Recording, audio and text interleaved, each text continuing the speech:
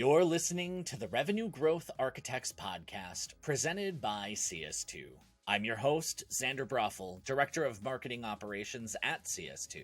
And joining me today is Jerel Allen and Ruben Rangel, two of CS2's most experienced campaign ops folks.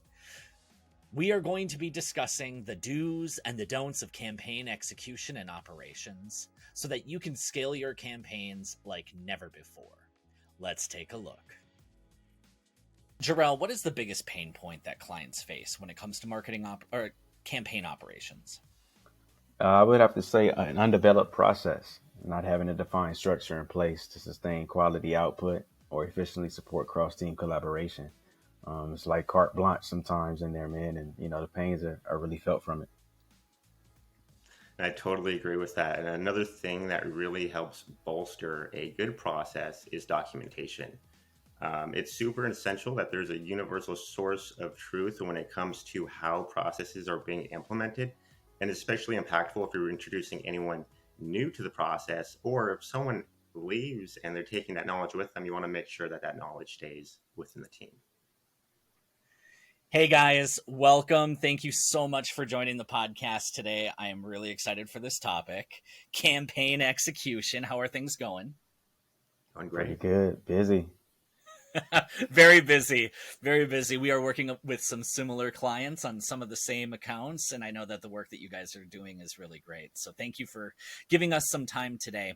Hey, before we jump in, I believe that this is one of the first podcasts that you guys have done solo, or it's been a while. So it would be awesome if, let's start with Jerel, and then Ruben, you can also give like a quick spiel of, how did you get into marketing operations, and then how did you get into CS2? Yeah, this is definitely my first podcast. So shout out to CS2. I'm Jerel Allen, the Director of Campaign Operations. I've been with CS2 since 2019, and has actually had the pleasure of working with them as trusted support on my MOPS team years prior to even joining. So so great to see and be part of the growth happening here. I began my career right out of graduate school doing field marketing. And quite a bit of organizational change took place years after, at that company that forced me to adapt a bit and be open to new opportunities, which led me to accept, a push into marketing ops at the time, which was pretty intimidating. And the marketing ops at the time wasn't nearly what it is today as far as recognition and resources available to learn more about roles and responsibilities, and it's just developed so much. But slowly but surely, I got my bearings, and here I am 8 years later, still in MOPS, but owning the campaign operations side of the house, managing things like end-to-end execution, process development and refinement, training and enablement, as well as program optimization. So our team is pretty heavily involved in the day-to-day grind with marketing efforts.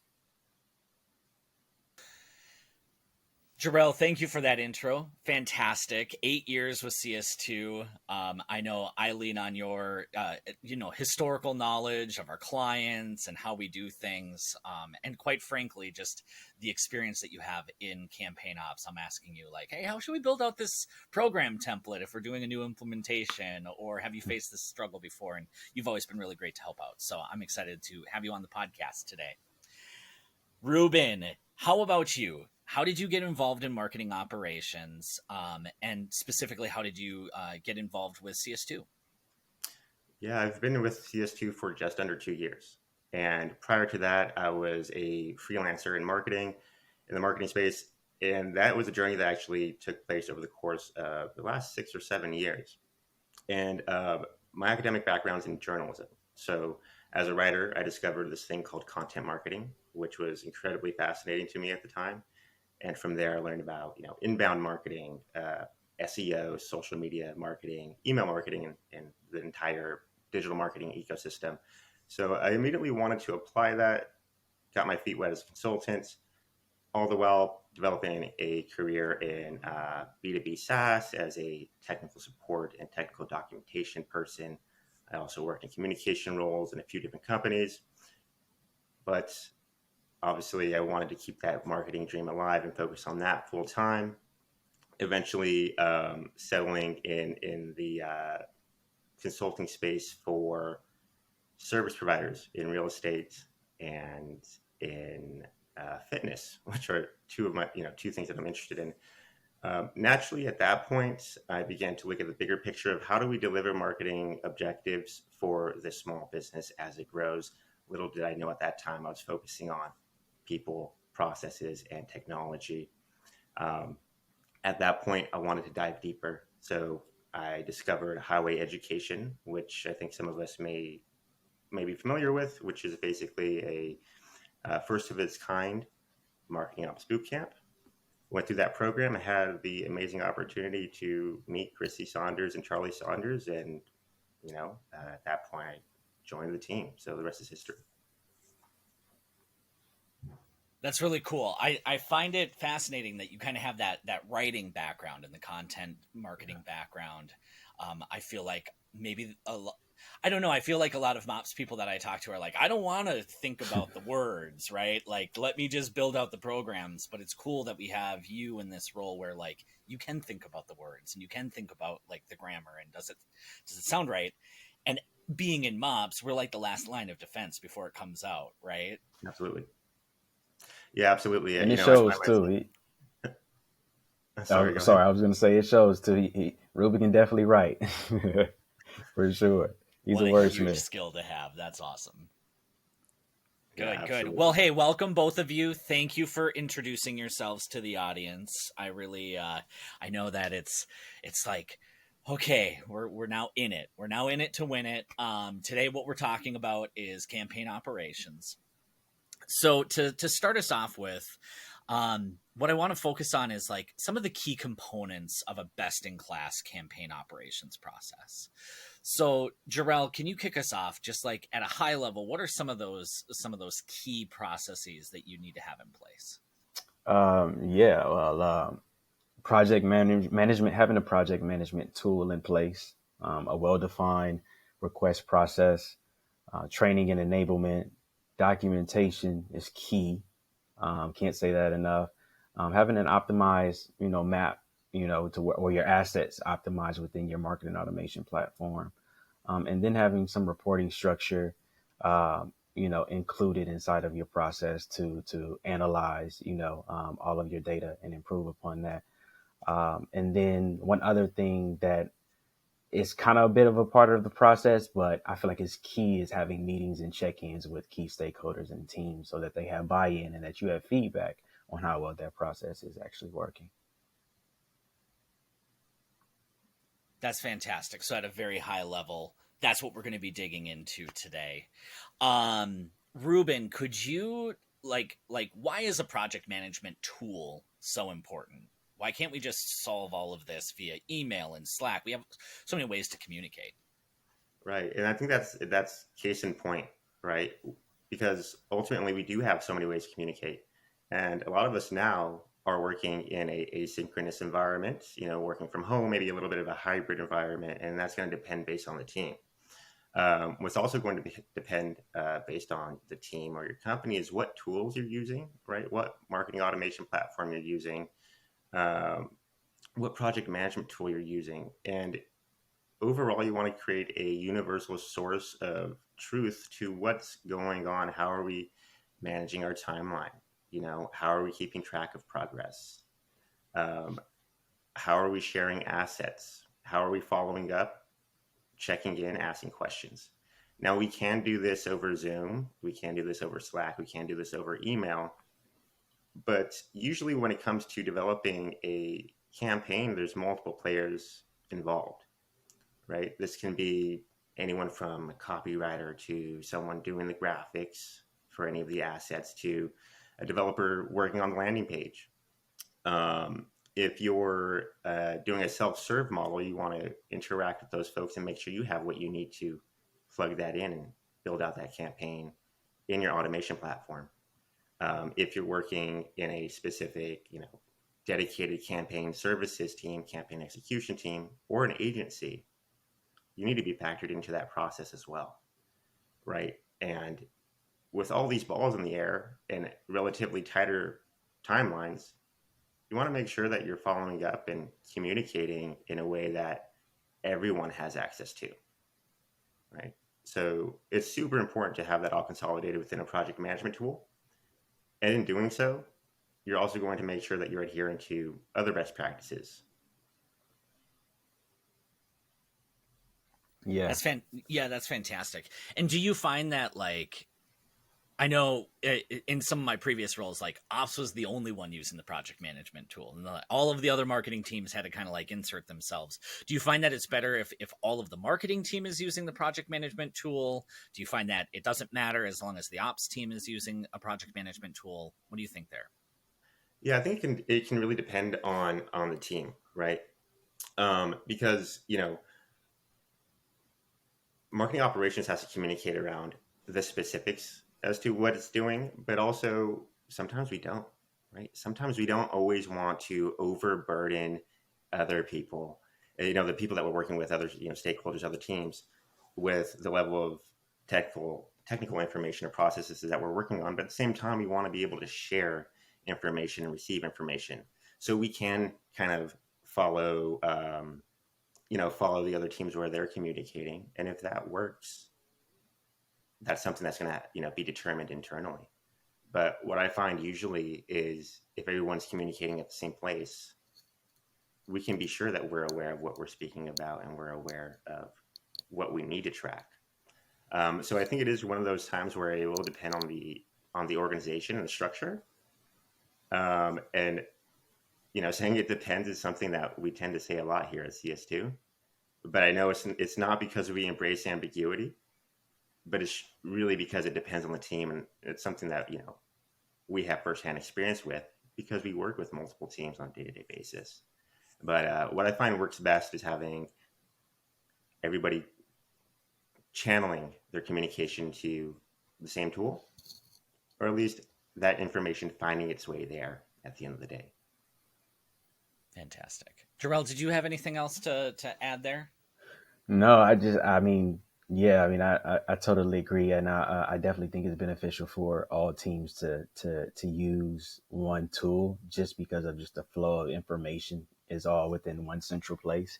And with tools like, Asana and, I'm sure other tools too, you have different projects, right? Where everybody can go about their own business. But if you need to pull in other teammates from different departments or whatever, you can kind of just, mention them or just maybe add them as a member to your board, or, so it's definitely beneficial versus, maybe having to loop in people via email or Slack. So it definitely has its perks to everybody using the same tool, for sure. Absolutely.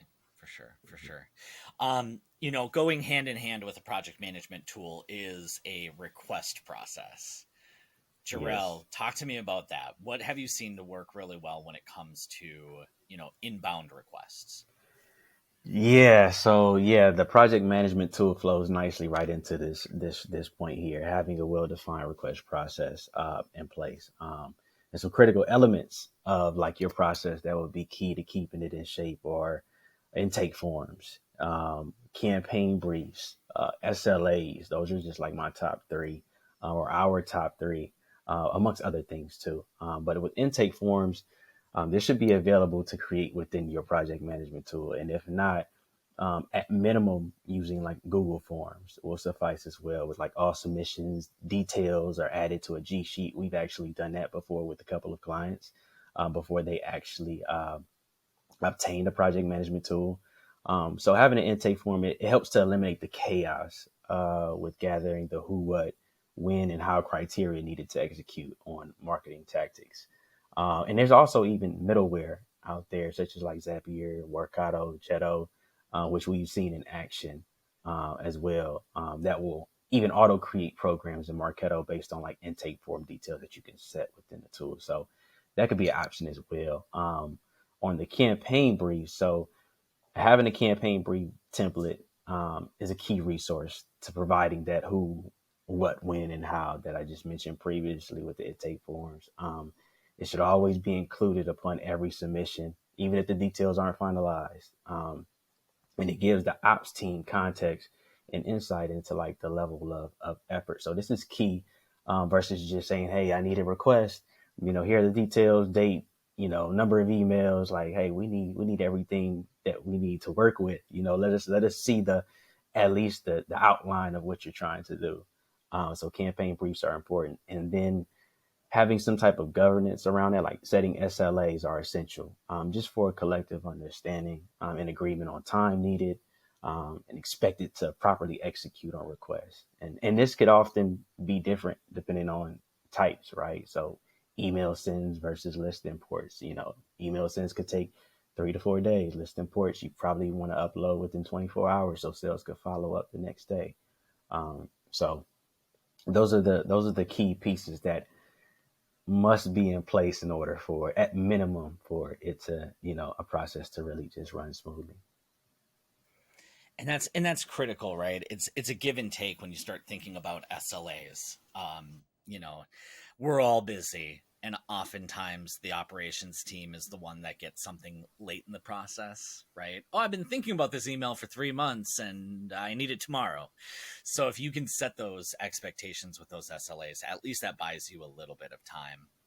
I know with some of the clients that we've been working with on list uploads, it's like, yeah, we can do it within 24 hours, but we need to know about it within a certain period of time. Right.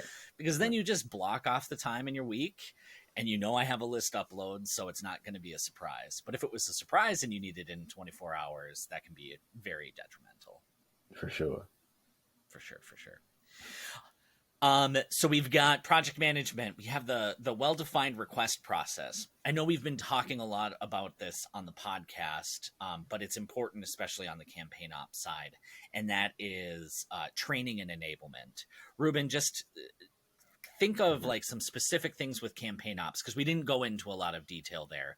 What do you think is really good from a training and enablement perspective? Yeah, when we look at campaign operations, I think it's important to think about, are we talking about campaign operations or campaign execution? Sometimes it's just semantics, and sometimes it's different. When it comes to campaign execution, sometimes that's plugging away into the marketing automation platform and building that campaign out. But when you're talking about operational processes, that underlines everything Jerel just spoke to. So when it comes to training, you want to make sure that you're training the team on both sides. How does a campaign services or campaign execution team work with marketing operations and marketing at large, vice versa, right? So you want to have that process developed, and you want to train people to use that process so that information can be streamlined and practical as possible. But also when it comes to the nitty gritty of getting into the tool, you want to make sure that your team has that knowledge as well. And I always think that, of course, when you're doing campaigns, not everybody's going to need all the permissions or access to everything within your automation platform. Mm-hmm. But the more knowledge that a person has around things like, well, how do you troubleshoot something? How do you investigate if something looks off? You want to double check that and make sure that's correct, right? So investigating, troubleshooting, these are things that I think can sometimes get overlooked even if you do have a really well-developed process, because when people adhere to a process, everything goes smoothly until it doesn't, right? And you want to even train for those exceptions by making sure that extra knowledge is there. So I would say that those are two other core points of training, specifically when it comes to campaign operations side. Fantastic. Yes. And then Jerel, for documentation, again, we've talked a lot about documentation, but what's needed there? Documentation. Man, this is critical, especially when, trying to build a center of excellence, right? MOPS is that's kind of what we do, is try to build that center of excellence for the rest of the organization, or we are that, and we know it's one of the toughest things to stop and do, but it bears fruits later. So these are the docs, such as like your copy templates for your email and landing pages, which could also be a part of that briefing doc. And then your naming convention guides, your URL and UTM builders, list import templates, QA checklists, etc. And can even take form of, recorded videos. Like we use Loom a lot for our documentation pretty religiously. And it's like, it can be a great substitute for like screenshots when you're documenting things. So being thorough in your documentation, making sure to, if you if you can't, along the process of actually working through projects, stop and document things, carve out that time within the week or something, dedicated time to just go back and just document things. That way it doesn't get lost later on and you're having to think back like, how did I do this? And, and we've seen that happen too. There's been like documentation started and there's been like so many big gaps. And when we come in to kind of help support, we have to kind of fill in those gaps. So it can be tough. And in the meantime, before we actually come on board to actually support for other team members that are trying to fill in the gap of the that person who is no longer there, it can be tough as well to try to like follow a process. So documentation is everything. And we talk about it, like start projects with documentation when it comes to campaign execution. Like if you're doing that enablement and training, save yourself the time, like build a quick reference guide and then build your training around that. So that way everybody's coming away with a deliverable that they can lean on, but you've given them the training and you've walked through the process at least once or twice, maybe with a recording. So now they have so many different ways to kind of retain that information, right? Mm-hmm. For sure. Okay, so we talked about this category of optimized map assets. Ruben, what does that mean? Optimized map assets. Right. And this does coincide a lot with documentation. So if we think about documentation as being kind of a roadmap of our processes, you still needed to get those processes started and start building things out in within the map, right? So a lot of times these tools give you a lot of ways to do things, which is marvelous because you have the opportunity to develop processes in a way that works for your team and for your campaigns. But because there's that room, sometimes some folks like to go and just plug away and build things out in a way that maybe makes sense at the time, or maybe does make sense, but it's slightly different than how things are usually done. And I think essentially you want to make sure there's no outliers. You want to make sure that your process is adhering to documentation and adhering to agreed upon processes. And one way to do that is with optimized map assets, right? So, for example, in Marketo, program templates are key. In HubSpot, you have all of your assets spread across different areas of the map. Having a kind of again, a source of truth for what those should look like and how you should use those is essential. Because ultimately these templatized assets can serve as a model of what the core building blocks should look like when you're creating a campaign. So that takes a lot of the guesswork out of it. And when it works hand in hand with documentation, it really begins to scale and things become much more streamlined and efficient in that way. So I like to think of it sometimes as live documentation. So even if you're like, oh man, I'm not really sure what this request is looking like, or maybe you're building out your own program and you're like, I did this one way last time. How do I do that again? I haven't had to build this type of program or this type of campaign out in a while. And then you find this templatized assets and they're like, oh, you know what? Now it starts to click. And once I start plugging into that and building into that, everything kind of comes back and the documentation makes a little bit more sense. So I like to think of it as a little bit as live documentation as well. Yeah.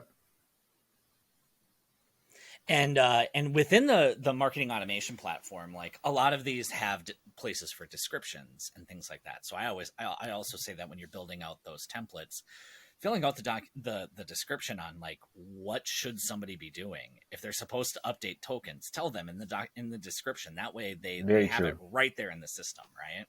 Mm-hmm. Very true. That's actually one feature in Marketo that I think is used the least, and it's very beneficial because we actually do it with one client to where we they have like you can at least add like a link to your Jira ticket or your Asana ticket, whatever project management tool you're using. You can add that link in the description. So whenever you're going back to that program, like what were the specifics around this program? Like who set this up? There's a link in the description that links to the task in Asana. You can see everything, the whole, exactly. So, I mean, you mentioning that is like great. And I don't think we actually preach that enough of using the description or encourage it to be used enough.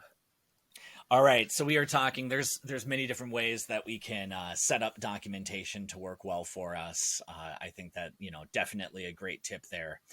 But when it comes down to the team, Jerel, what's the approach that you find that works well when it comes to like roles and responsibilities?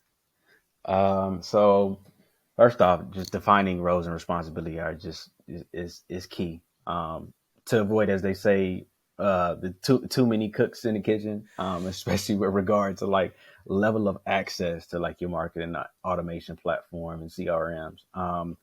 So like having it defined, like what is the ops team responsible for and what are marketing owners responsible, both inside and outside of systems, and setting like the user permissions accordingly within the systems are key. And this will be, based on whether you have a process that is centralized versus decentralized. So obviously, if it's a centralized process, MOPS owns everything. They're controlling everything. They're working through all of the processes from end to end and just sending back to the owners for approval. With a decentralized process, they tend to have more flexibility and you kind of share a bit of that ownership with the marketing team to where they can go in kind of self-serve to maybe scale a bit more. But setting permissions is key because, something like Marketo, you can press the wrong button or people tend to run a little rogue and try to do things outside of process. But for the most part, it's pretty beneficial because it allows the marketing team members to understand how we work in MOPS and the tool that we use and understand their tool as well that supports them. And like the lift of their different requests and how long it takes so they can kind of get a better understanding of that as a whole. So, um, you know, setting those right permissions and like, definitely keeping admin to MOPS, and just having more like, maybe edit right starting off for emails so that they can learn how to build their own emails out. And then you may have those power users later that maybe show that they're capable of doing a bit more. You still have that boundary, but maybe you allow them to schedule their own emails, maybe build those lists.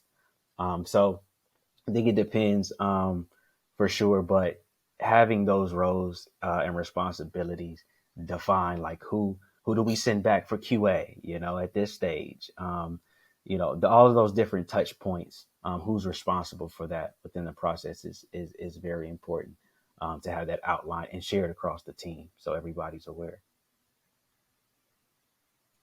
Yeah, thank you so much for talking through decentralized versus centralized processes. Is there one way that we recommend? I think I know the answer here, but I wanted to throw it out there. Is there a recommended approach to centralized versus decentralized? I wish your sign was showing in the back. It depends. I would say centralized. I mean, because it depends because if your marketing team is outgrowing your MOPS team, it may be better to be centralized, because if you have like two MOPS people supporting 15 different marketers, like that's not going to work. Like that's total burnout. And that's only going to lead to destruction, imploding, as I like to say. So I would say where it makes sense, if you have a small and like, nimble team, um, you know, centralized is the place to go as you're building your, like a new startup, you're building your company, you're trying to hit the ground running. And as you grow, you may want to think about, decentralizing that and kind of offering or sharing that responsibility with marketing owners. And where a lot of teams may find it is specific things. You talked about emails. Like nothing's worse than going back and forth 7 and 8 times just to add a comma and a line break, right? So giving the ability for stakeholders to own things that make sense for them is great, because on the flip side, like if I was a marketer and I didn't and I wasn't into marketing ops, like going into Marketo and building a program and even cloning something that already exists would be like, listen, I'm a field marketer. I want to Mm-hmm. manage my programs in the field. Like there's a team that can manage this. So it is important to figure out like what can you do to remove barriers while still giving responsibilities to the folks that is their skill and that is their passion.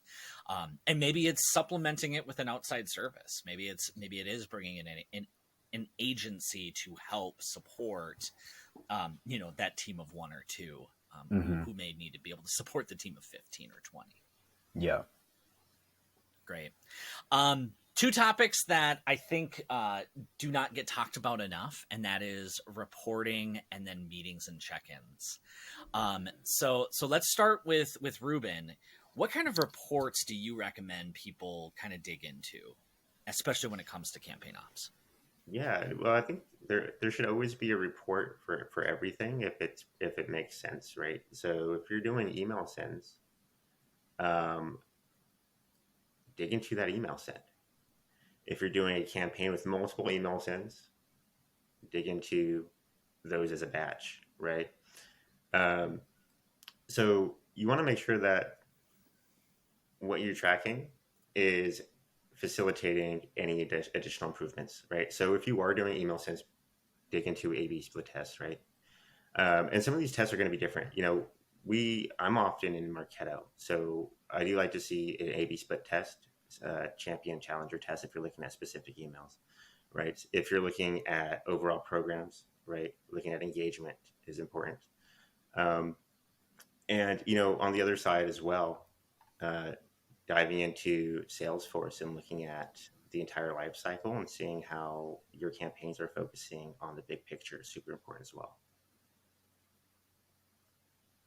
That's awesome. And we were just dealing with something today where an email send that was supposed to go out to thousands of people went out to hundreds of people, because they happened to just run into email comm limits that were set up into the system. So doing those things very frequently, making that a part of your process is key, and just having those reports set up ahead of time kind of frees up your process. So you can say, I expect an email to go out at 10. At 12, I'm going to check and see how many delivered. That way, if something goes wrong, you're aware of it ahead of time. And we're not waiting, 3 days after the fact of like, why didn't those emails go out? Which I have totally done in the past.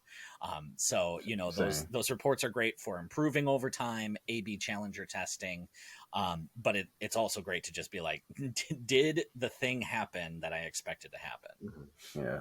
And one other report just to throw in the mix there, which is more specific to Marketo, is which is not used as much as I used to see. And maybe just not many people really probably realize it's still there or there at all, is an email link performance report. Um, which is great because you're able to actually see how your links are performing.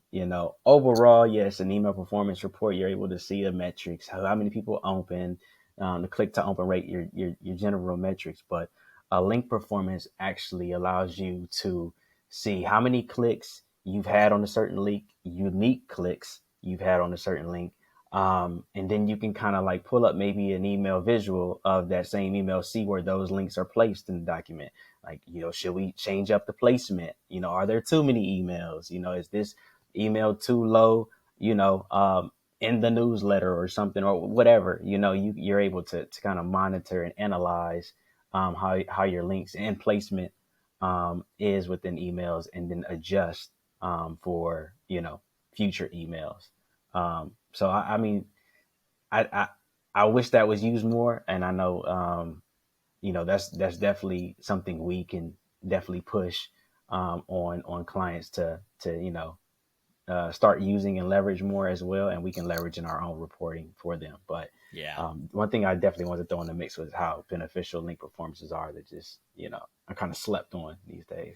And if you can separate those links out, if you have the same CTA, but maybe it's like maybe you have one at the top and then one at the bottom, like if you can separate those out utilizing like UTM content in your links.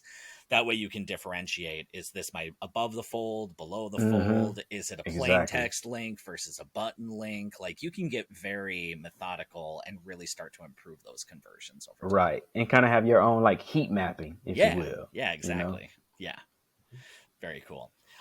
Last topic for us before we start to wrap up. Jerel, we have a lot of people that we're working with. How do we stay aligned? We've got the project management solution in place for asynchronous work. What about meetings? What about check-ins? What does good look like there?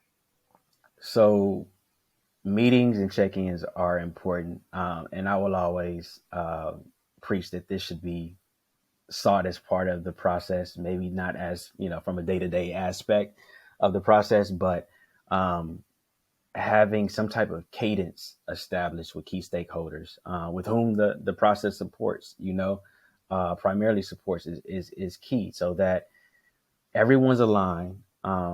It allows open feedback and input into the process, so you're able to tailor that approach more, and it becomes more cohesive. And then there's more team buy-in if they feel that they can give feedback and their opinions on what's working and what's not working with the process. They feel more connected to it, and they subconsciously or genuinely want to be a part of that process, follow that process. But if it's just more of like prescriptive, like, hey, this is the process, you guys need to do it, fall in line. Like, it doesn't always get everybody to kind of, align to things. So, um, having that meeting cadence, and not just for, obviously around process, but for check-ins too, to see how things are going.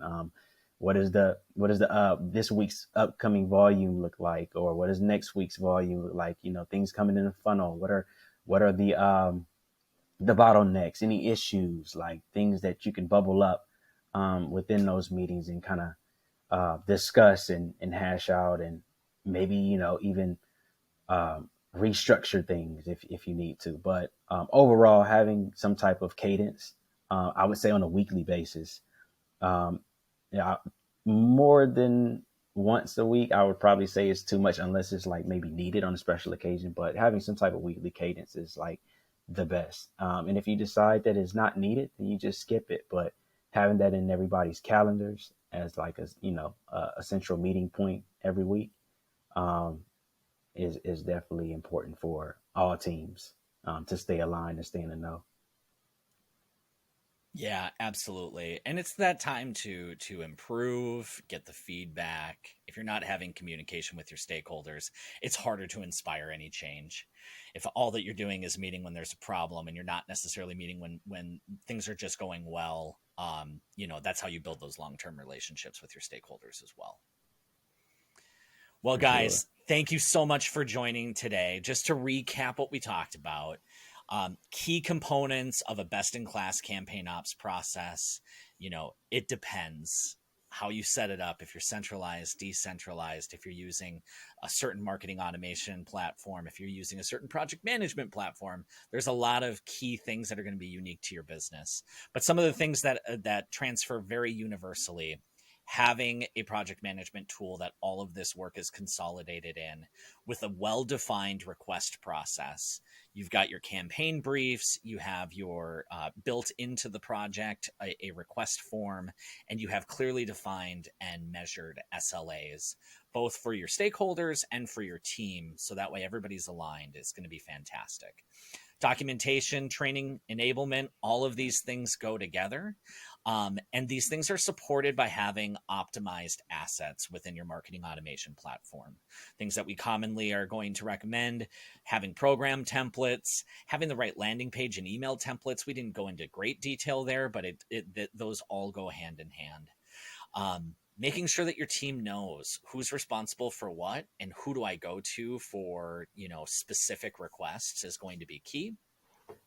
Then finally, just wrapping that up, you have good reporting that you are looking at on a regular basis to make improvements, and you're checking in with your teams regularly to keep everybody on the same page. Guys, anything that I missed there? No, nailed it. That's Excellent. it. That's it. That's all that you need. And then you're going to have a best-in-class campaign ops team. Now, what we didn't talk about today is how do you scale that? How do you maintain that? What are some of the skills that you need to be building in your campaign ops team, along with the outside stakeholders? So, Jerel, Ruben, hopefully you guys would be up for joining us again on the podcast for a follow-up conversation. I think that there's a lot that we can kind of dig into here. Yeah, for sure. I would love to. Thanks for having us. Excellent. Thank you for tuning in to the Revenue Growth Architects podcast presented by CS2. If you enjoyed today's episode, please leave us a review. We greatly appreciate your support. We'll see you on the next episode.